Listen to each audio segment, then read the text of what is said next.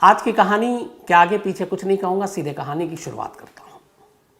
बात 23 अक्टूबर 2018 की है।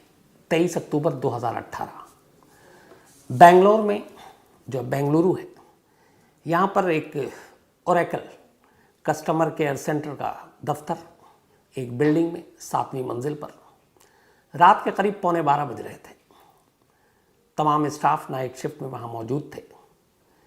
इसी दौरान में एक दफ्तर का प्यून 7th फ्लोर पे बैठे हुए एक एम्प्लॉय के पास जाता है और कहता है कि आपसे मिलने 2 विजिटर आए। 11:15 बजे रात को अब 2 विजिटर, वो भी थोड़ा सा पकाता है, लेकिन इससे पहले भी कई उसके दोस्त और बाकी लोग मिलने आते रहते थे, तो उसे लगा कोई दोस्त होंगे। वो नीचे आता है मीटिंग रूम में, जहाँ पे वेट कर रहे थे गेस्ट। 2 लोग लंबे चौड़े अच्छे कदकाठी के वहाँ बैठे हुए थे। अब ये शख्स उसके पास जाता है, दोनों मेहमानों की नज़रें मिलती हैं उससे। वो उन्हें पहचान नहीं पाता, आंखों में सवालिया निशान कि आप लोग कौन हैं। और तभी उनमें से एक शख्स अपना हाथ आगे बढ़ाता है और इस ओरेकल के एम्प्लॉय की तरफ हाथ बढ़ाते हुए सिर्फ 2 शब्द कहता है, हेलो मिस्टर तरुण। हाथ आगे बढ़ा हुआ है, जुबान से नाम तरुण। सुनते ही ये नाम सामने वाले शख्स के चेहरे पर हवाइयाँ उड़ने लगती हैं, क्योंकि ये नाम उसने 15 साल बाद सुना था। 15 साल तक ये नाम उसने किसी की ज़ुबान से नहीं सुना। 15 साल तक किसी ने उसे तरुण कहकर पुकारा ही नहीं। इन 15 सालों में उसकी पहचान, उसका नाम एक ही था, और वो था परवीन भटेले। तो उसके सारे दफ्तर के लोग, उसकी अपनी पत्नी, दोनों बच्चे, दोस्त, पड़ोसी, हर एक यही जानते थे कि इस शख्स का नाम परवीन भटेले है। लेकिन 23 अक्टूबर 2018 की उस रात करीब 11:15 बजे ओरेकल के ऑफिस के अंदर 2 मेहमान आकर हाथ बढ़ाते हैं और कहते हैं, हेलो मिस्टर तरुण।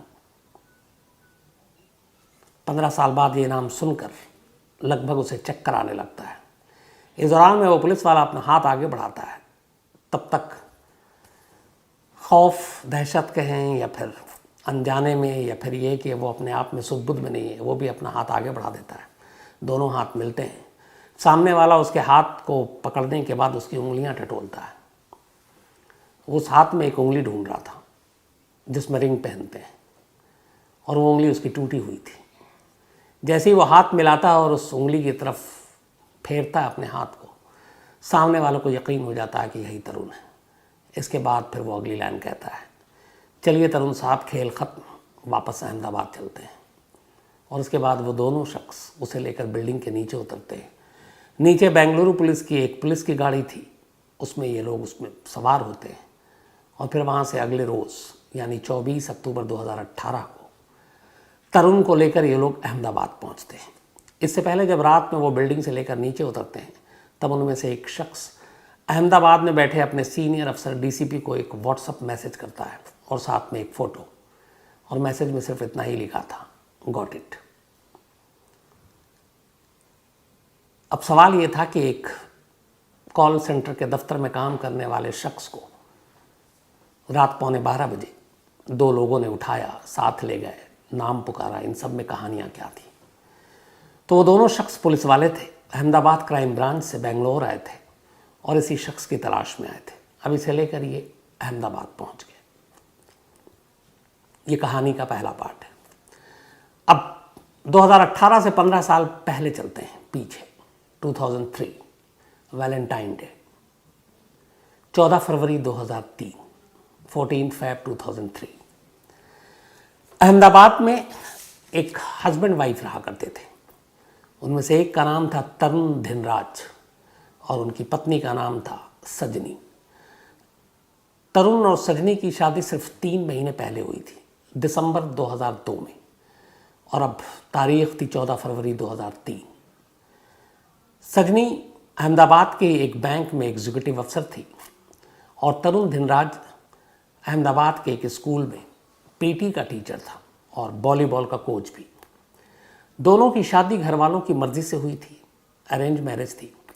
ये दोनों केरला के बेसिकली रहने वाले थे, केरलाइट थे, लेकिन फिर सजनी का परिवार अहमदाबाद आ गया नौकरी की तलाश में। तरुण का परिवार भी पहले केरल में था, फिर मध्य प्रदेश में रहा, उसके फादर मध्य प्रदेश में पीटी के टीचर थे। एक भाई की नौकरी अहमदाबाद में लगी, फिर तरुण भी अहमदाबाद आ गया और यहीं पर एक स्कूल में वो भी वॉलीबॉल का कोच बन गया। इसके बाद केरल के कुछ लोगों के ज़रिए इन दोनों का रिश्ता तय होता है और शादी होती है। शादी के बाद सब कुछ ठीक ठाक था। शादी के बाद तरुण सजनी के साथ एक अपार्टमेंट में रहता है, लेकिन वो हमेशा जब भी कहीं बाहर जाता, वॉलीबॉल के मैच भी होते तो इसको बच्चों के साथ जाना पड़ता, तो अपनी वाइफ से हमेशा कहता था कि तुम घर में मत रहना अकेले, यहाँ पे लुटेरे चोर ये सब होते हैं तो कुछ भी हो सकता है, तो जब मैं बाहर रहूँ तो तुम अपने मायके चले जाना। अहमदाबाद में ही सजनी के घर वाले थे, पिता थे, माँ थी, बहन थी, तो सजनी भी अपने घर चली जाती थी। आखिरी बार वो अपने घर उसी फरवरी 5 तारीख को गई थी और फिर लौट आई थी। लेकिन जब वो 5 को गई तो चलते वक्त उसने अपने पिता से कहा कि मुझे गाड़ी में पेट्रोल भराना, आपके पास पैसे हैं? तो पिता को बड़ा अजीब लगा कि पेट्रोल के इसके पास पैसे नहीं है। फिर उन्होंने पूछा कि तुझे दामाद जी ठीक से रखते हैं? तो वो खामोश हुई, उसने बोला हाँ ऐसी कोई बात नहीं है। उसके बाद चली गई, आखिरी मुलाकात थी। वैलेंटाइन डे 14 फेब 2003 की रात, बल्कि शाम करीब 7:30 बजे सजनी की अपनी बड़ी बहन से बात होती है। बिल्कुल नॉर्मल कूल बात, सब कुछ पूछा ठीक ठाक। 10-15 मिनट की बातचीत के बाद फ़ोन रख देती है। इसके बाद 2 घंटे बीतते हैं। 2 घंटे के बाद अचानक तरुण का फ़ोन आता है सजनी के घर पे और कहता है कि आप लोग फ़ौरन हॉस्पिटल आइए, मामला सीरियस है, सजनी की हालत बहुत सीरियस है। ये सुनकर घर वाले बदहवास वहाँ से भागते हैं, आते हैं। तब तक पता चलता है कि सजनी की मौत हो गई। तरुण जो है वो बैठकर बेतहाशा रो रहा है। पुलिस आती है, मौके पर देखती है, सजनी के दुपट्टे से ही उसका गला घोट कर कत्ल किया गया था। घर के सामान बिखरे पड़े हुए थे, कुछ जेवर गायब थे। पुलिस को लगा लूटपाट का मामला है। तरुण ने भी यही कहा कि हमें हमेशा, मैं कहता था सजनी को एहतियात बरतो, और क्योंकि यहाँ पे घरों के अंदर सेंधमारी होती है, तो शायद किसी लुटेरे ने सजनी को मार डाला। अब तरुण की हालत ख़राब, लगातार रो रहा। 3 महीने शादी को हुए थे। घर वालों को भी उससे पूरी हमदर्दी, अफसोस। अगले दिन अब सजनी का पोस्टमार्टम होता है, उसके बाद अंतिम संस्कार किया जाता है। पर तरुण की ऐसी हालत नहीं थी कि वो अंतिम संस्कार कर सके। फिर बड़े भाई जो है उसके, वो मुखाग्नि देते हैं और इस दौरान में तरुण की हालत सदमे में बहुत बिगड़ जाती है और उसको हॉस्पिटल में एडमिट कर दिया जाता है। 15 को एडमिट कर देते हैं। पुलिस अपनी तफ्तीश कर रही है, इलाके के जो चोर उचक्के हैं उनकी लिस्ट बनाई जा रही है। सब कुछ ये था कि किसी को जो भी है इसके पीछे पकड़ा जाएगा। लेकिन अचानक 2 दिन के बाद 16 फेब 2003 की शाम को तरुण के बड़े भाई का पुलिस को फ़ोन जाता है और वो कहता है कि तरुण गायब है। तरुण हॉस्पिटल से गायब हो गया। अब यहाँ पे पुलिस को थोड़ा सा शुरू में डाउट भी था तरुण पे कि इस तरीके से घर में कैसे कत्ल हो सकता है। फिर वो बयान भी बदल रहा था, कभी कहता कि किसी चोर उचक्के ने मार दिया, कभी कहता नेचुरल डेथ है, लेकिन दुपट्टे से गले पे भी निशान था। और उसके बाद वो रो भी रहा, सदमे में भी, हॉस्पिटल में भी एडमिट हो गया। लेकिन 48 घंटे के अंदर अंदर शाम को 16 फेब को अचानक तरुण हॉस्पिटल से गायब हो गया। अब पुलिस को काटो तो खून नहीं, क्योंकि एक बड़ा मामला था, मीडिया में भी खबर आ गई, और एक जिसके ऊपर आपको शक है, आपने उसकी निगहबानी या पहरेदारी भी नहीं की, हॉस्पिटल में आपने वैसे ही छोड़ दिया और वो भाग गया। अब पुलिस वालों पर उंगलियां उठने लगी। सजनी के घर वालों ने भी इल्ज़ाम लगाना शुरू किया कि पुलिस की लापरवाही है। पुलिस के ऊपर प्रेशर बनना शुरू हो गया। अब पुलिस ने कहा ढूंढो। पुलिस ने तमाम कोशिश की, कहीं नहीं मिली। पुलिस ने तरुण के भाई, माँ बाप, इनको भी उठा लिया। कुछ दिनों तक ये लोग जेल में भी रहे कि इनकी भी मिली भगत है। बाद में खैर छूट गए। लेकिन तरुण की तलाश होती रही, तरुण मिला नहीं। सजनी के घर वाले, उनके माँ बाप और बहन, जब काफ़ी दिन बीत गया और तरुण मिला नहीं, उनकी बेटी का कातिल गायब है, तो उस वक्त नरेंद्र मोदी मुख्यमंत्री थे गुजरात के। 2006 की बात है। फिर 3 हो गए, 3 साल बीत गए, कोई पता नहीं चल रहा तरुण का। उन लोगों ने जाकर मुख्यमंत्री नरेंद्र मोदी से मुलाकात की और मदद मांगी। चीफ मिनिस्टर ऑफिस से फिर मैसेज गया और पुलिस से कहा गया कि इस केस को आप सीरियसली लीजिए। अब इसके लिए स्पेशल टीम बनाई गई। बाकायदा 1 लाख रुपए का इनाम रखा गया तरुण की खबर देने के लिए। लेकिन तरुण गायब। अब पुलिस ने उधर जो जांच की, पोस्टमार्टम रिपोर्ट आ गई, गला घोट कर कत्ल हुआ है। आसपास के लोगों से पूछताछ करने पे पता चला कि ऐसा कोई अनजान शख्स घर में आया नहीं। फिर ये भी पता चला कि तरुण सजनी को शादी के बाद से ही तंग करता था। फिर ये पता चला कि शादी से पहले ही तरुण का एक लड़की से अफेयर था और वो उससे शादी करना चाहता था। पुलिस उस लड़की तक पहुंची। उस लड़की ने पुलिस को कहा कि हाँ, उसने मुझे 16 फरवरी यानी जिस दिन सजनी का कत्ल हुआ उसके 2 दिन के बाद मुझे कॉल किया, और कॉल करने के बाद उसने कहा कि चलो हम दोनों शादी कर लेते हैं। उसने कहा तब तक सजनी की मौत की खबर मुझे आ चुकी थी, तो मैंने उससे कहा कि मैं कातिल से शादी नहीं करूँगी, और मैंने उसके साथ जाने से मना कर दिया। लड़की का बयान सच था। पुलिस ने उसको क्लीन चिट दे दी। तो फिर यही कहानी आई कि अपनी गर्लफ्रेंड से शादी करने के लिए उसने अपनी बीवी का कत्ल कर दिया। अब ये बात समझ में नहीं आई, अरेंज मैरिज थी, वो पहले भी मना कर सकता था, अपनी गर्लफ्रेंड से शादी कर सकता था, लेकिन उसने ऐसा किया नहीं।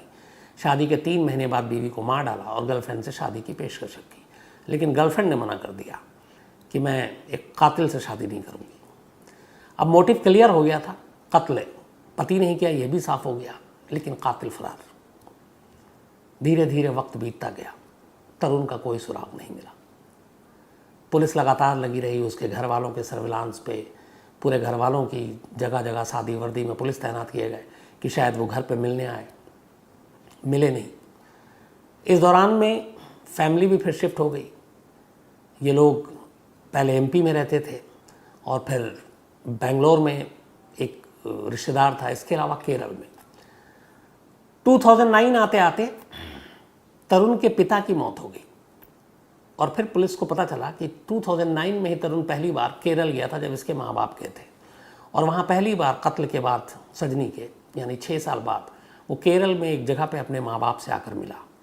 उसे देखकर माँ बाप की भी हालत ख़राब हो गई। उन्होंने कहा अगर किसी ने देख लिया तो मुसीबत आ जाएगी, पुलिस ढूंढ रही है। वो आखिरी मुलाकात थी। कहते हैं कि अपने माँ बाप से मिलने के बाद वो जब गया, उसके नेक्स्ट डे ही तरुण के पिता को हार्ट अटैक हो गया और दिल का दौरा पड़ने से 2009 में उनकी मौत हो गई। अब उसके बाद वो वहाँ से निकल गया। अब पुलिस ढूंढती रही। धीरे धीरे जब वक्त बीता तो पुलिस भी सुस्त पड़ गई। एक तरह से केस तो क्लोज ही हो गया, लेकिन केस को पूरी तरह से बंद भी नहीं किया। कहते हैं कि हर महीने एक आध बार इस केस पे नज़र डाल देते। जब भी कोई नया पुलिस अफसर आता पूछता अपडेट क्या है। मंथली मीटिंग में इस केस को ऊपर रखा जाता, फिर पूछा जाता अपडेट क्या है। लेकिन इधर साल बीतते जा रहे थे। अब इस केस पे जो भी नया अफसर आता उसकी नज़र भी होती। धीरे धीरे 3 से 2016 आ गया, 2016 में एक और पुलिस अफसर आए। उन्होंने कहा कि इस केस की फाइल खोलो, अपडेट क्या पता करो। तो उन्होंने पता किया कि फादर की तो डेथ हो गई है तरुण के, माँ जो है वो अब एमपी में है, मंदसौर में, और एक बेटा उनका अहमदाबाद में है। लेकिन वो कहाँ है पता नहीं। अब मंदसौर में भी पुलिस ने आगे पीछे अपने शादी वर्दी में टीम लगाई, लेकिन कोई सुराग नहीं मिला। लोगों से भी पूछा, कोई इस तरह का हुलिया का लड़का आता है, पता चला नहीं है। 2016 में उस लड़की ने जिसके साथ इश्क था तरुण का, जिसको अपनी बीवी का कत्ल करने के 2 दिन बाद उसने ऑफर किया था शादी करने के लिए, और जिसने कातिल कहकर शादी से मना कर दिया था, उससे पुलिस ने कांटेक्ट किया कि तुम्हारे पास कोई खबर आई कभी पलट के उसने तुम्हें याद किया। तब उस लड़की ने पहला क्लू दिया। उसने कहा कि हाँ, अभी 2016 में ही मेरे कुछ दोस्तों ने बताया कि उसने तरुण या उसके जैसे मिलते जुलते हुलिया वाले शख्स को दिल्ली के एक मॉल में देखा है। अब पुलिस की टीम दिल्ली के मॉल और उस इलाके को छानने के लिए अपनी भेजती है। फिर ये भी पता चलता उसी दौरान में जब देखने की बात थी, तरुण की माँ भी दिल्ली में थी।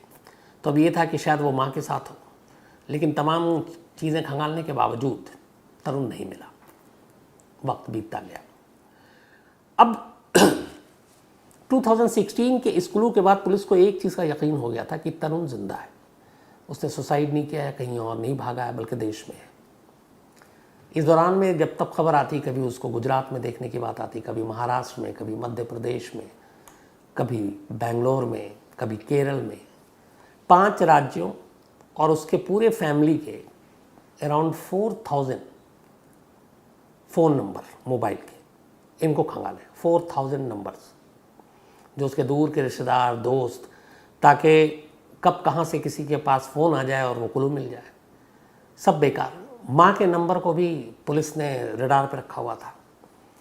तो उस माँ के नंबर से ये पता चलता था कि ये कुछ लोगों से तो बात कर रही हैं केरल और ये, लेकिन जितने भी लोग थे वो सब रिश्तेदार थे।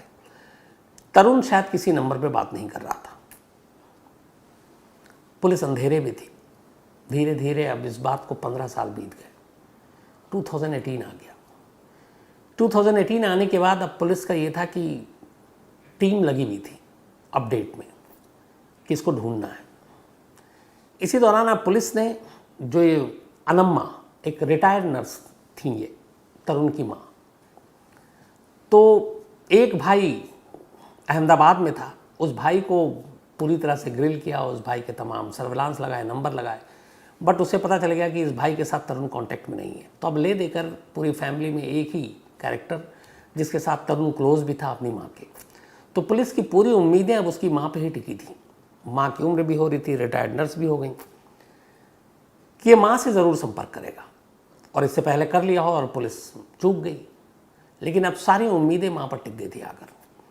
पुलिस ने उनकी माँ के सारे नंबर, जो भी बातें होती थी, सारे नंबर को ट्रेस करके अपने पास रखा, चुपचाप सुनते भी, लेकिन कोई फायदा नहीं हुआ।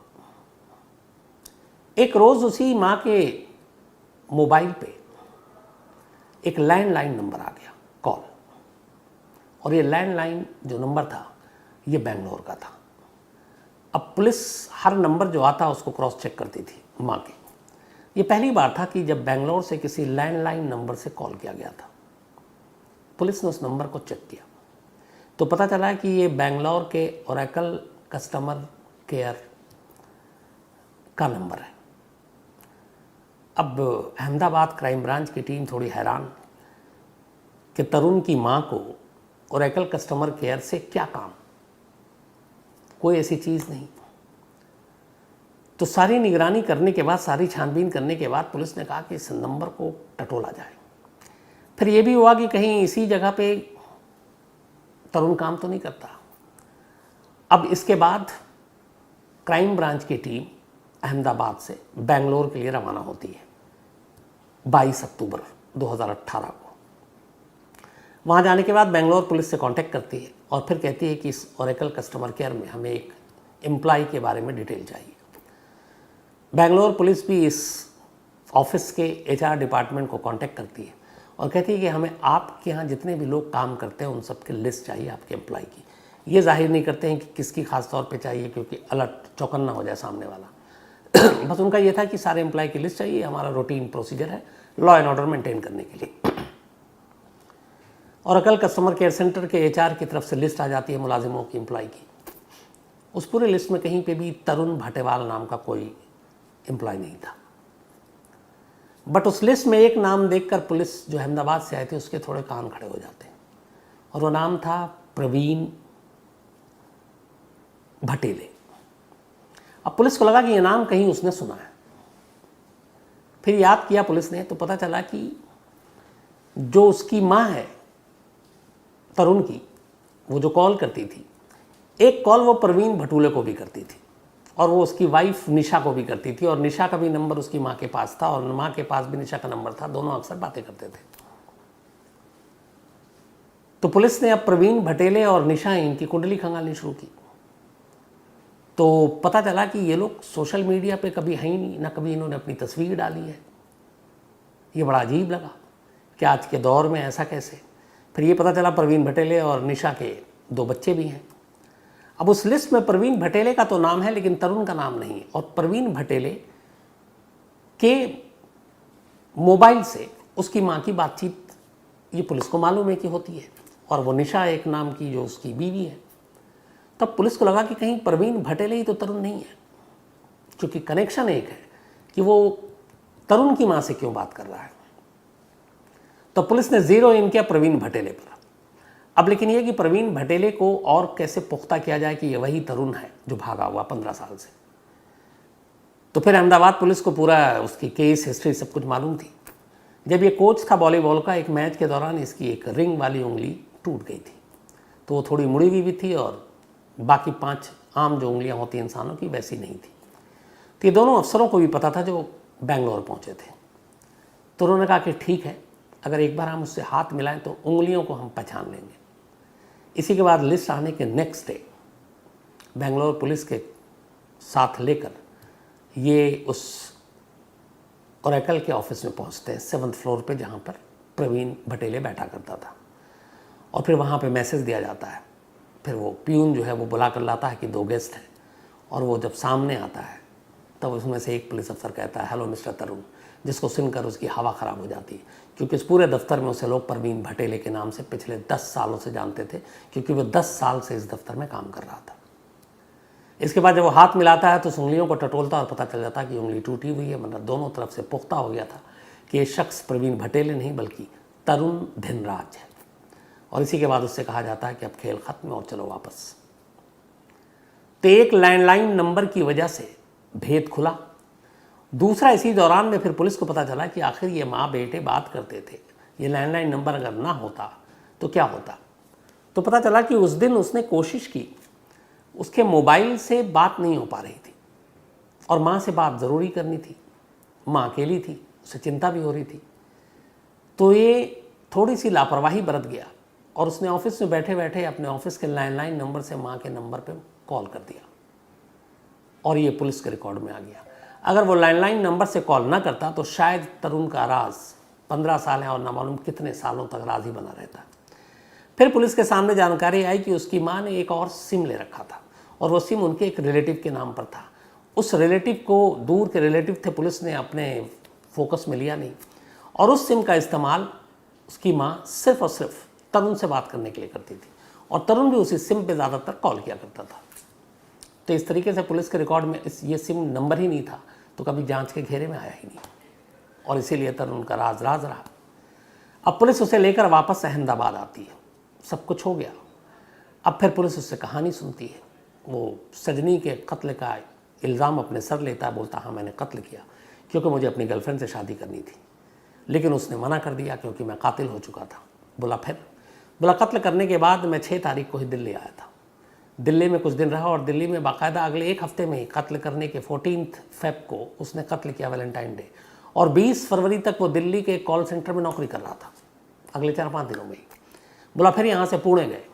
पुणे में उसको एक निशा नाम की लड़की से मुलाकात हुई।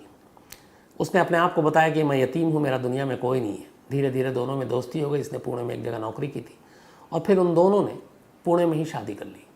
फिर इसके बाद ये लोग 2009 और 10 में बेंगलोर पहुँचे और उसने बेंगलोर में इस ओरेकल कंपनी में जॉब शुरू कर दिया। दोनों के 2 बच्चे भी हुए और उसकी पत्नी को भी यही मालूम है कि इसका नाम प्रवीण भटेले है। उसकी पत्नी को उसका असली नाम, उसके पुराने कारनामे कुछ नहीं मालूम था। तो जिस गर्लफ्रेंड के लिए उसने कत्ल किया उससे तो शादी की नहीं, एक दूसरी लड़की से शादी की, फिर 2 बच्चे हुए और बेंगलोर में रहने लगा।